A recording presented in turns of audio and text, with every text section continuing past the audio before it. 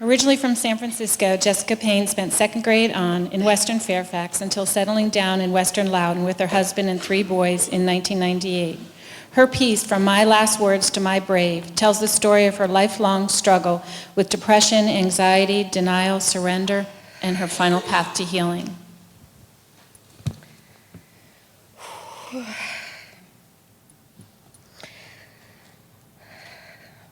Like most people, I started off 2012 with every intention of finally changing my life through resolutions. I started out strong, and I worked out every day, and I ate better, tried to clean up my bad habits. But my bad habits were actually symptoms of lifelong unhealed scars that no resolution was going to fix. Growing up with teen parents in the 1970s, my childhood was not normal, to say the least. But it was the constant fear of my father's anger and the hurtfulness in his words and the pain of his punishment, which laid the seeds for the mental illness that would slowly grow inside me. Over the next 20 years, I struggled, in and out of detention in 4 different teen girls' homes, but I always seemed to convince myself and the staff that I was fine. I wasn't like these other people, and I was soon released. But inside, the seed was still growing. And by 17, I was pregnant, and my whole world changed. Over the years, I immersed myself in trying to be a good wife and raising our 3 boys, and the highs were high and the lows were really low. When I got depressed, it was no longer just about one thing. It was suddenly about everything. But I became an expert at covering up what was going on inside my mind and figured out how to ride the emotional roller coaster, blaming my moodiness on being a Gemini or PMS or whatever, but not without losing a few friends along the way. Refusing to seek help or see a doctor, I always somehow managed to hold my family and career together until February 8th, 2012. 5 weeks after my amazing life-changing resolution plan, I had not only broken all my resolutions, but that perfect storm had formed that knocked me off my wagon and had me spiraling down a cliff. The last thing I remember was writing a goodbye note and planning my last meal. I came to on February 9th under suicide watch in the isolation room of a Florida treatment center. I was being strip searched and poked, prodded, blood tests and TB. In between vomits, I blew a .19. Through my intoxicated, zombie-like state, all I remember feeling is so humiliated.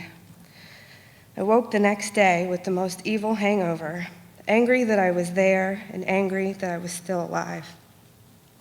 Feeling so ashamed and like I had disappointed everyone I loved. I was now surrounded by 200 strangers, but never felt so alone.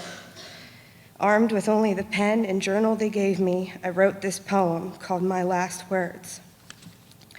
If I took my life tomorrow, would you gather in sorrow? If my death was the only answer to be free, would you feel bad for disappointing me? If tomorrow I was here no longer, would you then see that tough love did not make me stronger? If it took my death to hear my screams, would you then care about my dreams? If the next soul you lost was mine, would you then realize you did have the time? If I wasn't there next time you needed me, like you always do, would you finally see it was me that needed you? If I'm sorry were the last words spoken, would you see that inside I was broken?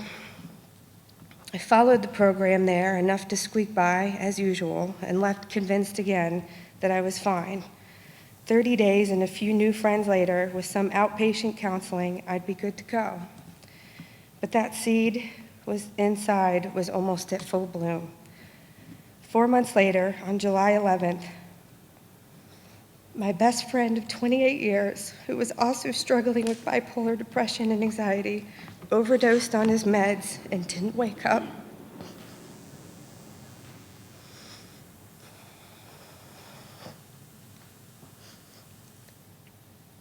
That seed inside that was silently growing inside me had exploded. My tough, independent exterior had cracked wide open, and my emotions and depression, anxiety came flooding out all over the place, affecting every aspect of my life. I realized that my recent vacation was not the end of my mental illness, but the beginning of a lifelong journey.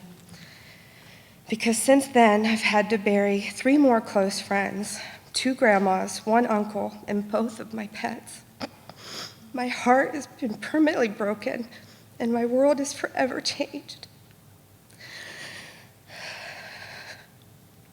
I didn't think I needed all that treatment along the way or the support system that was there to catch me when I fell. But I admit it now that I need it, and they are truly why I'm here today. I'm so thankful.